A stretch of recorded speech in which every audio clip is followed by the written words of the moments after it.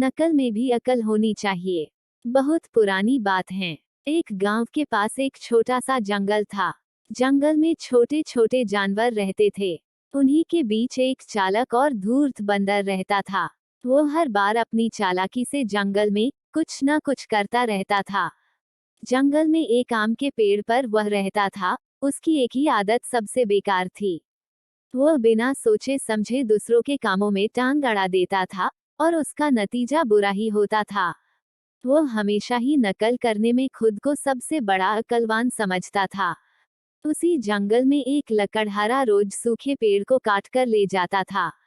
वह अपने साथ एक कुल्हाड़ी लाता था और सूखे पेड़ को पल भर में ही जमीन पर गिरा देता था और उसके छोटे छोटे टुकड़े करके अपनी बैलगाड़ी में डालकर ले जाता था।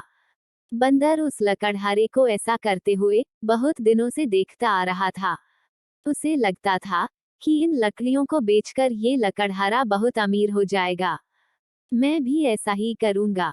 जब लकड़हारा यहाँ आएगा तो उससे कुल्हाड़ी लेकर सूखे पेड़ को काटकर बेचने जाऊंगा और बहुत सारे पैसे कमाकर आराम की जिंदगी जीऊंगा। फिर मुझे किसी बात की कोई चिंता नहीं रहेगी और बहुत सारा पैसा कमाकर इस जंगल का राजा भी बन जाऊंगा और शेर को यहाँ से भगा दूंगा। दूसरे दिन जब लकड़हारा जंगल आया तो बंदर ने उससे कुल्हाड़ी मांगी, लेकिन लकड़हारे ने मना कर दिया। लकड़हारा बोला, ये काम तुम बंदरों के बस का नहीं है। जाओ और जाकर कहीं खेलो। बंदर मायूस होकर पेड़ पर जाकर बैठ गया और सोच रहा था कि किस तरह इसकी कुल्हाड़ी ली जाए।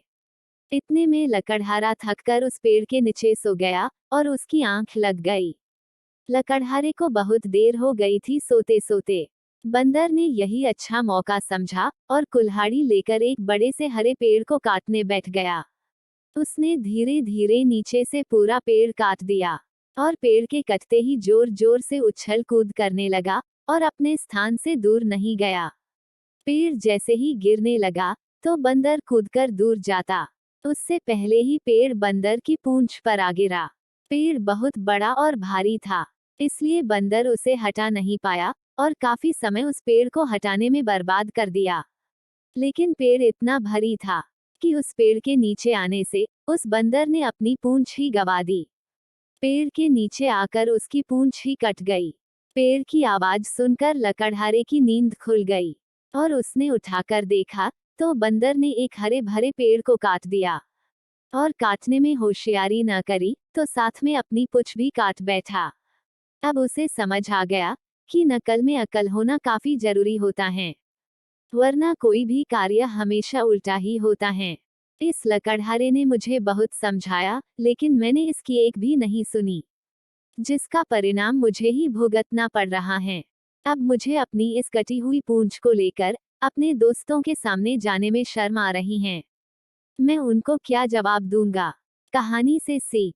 दोस्तों, इस कहानी से हमें यह सीख मिलती है कि हमें जीवन में कभी भी ऐसा काम नहीं करना चाहिए जिससे उल्टा हमारा ही नुकसान हो जाए।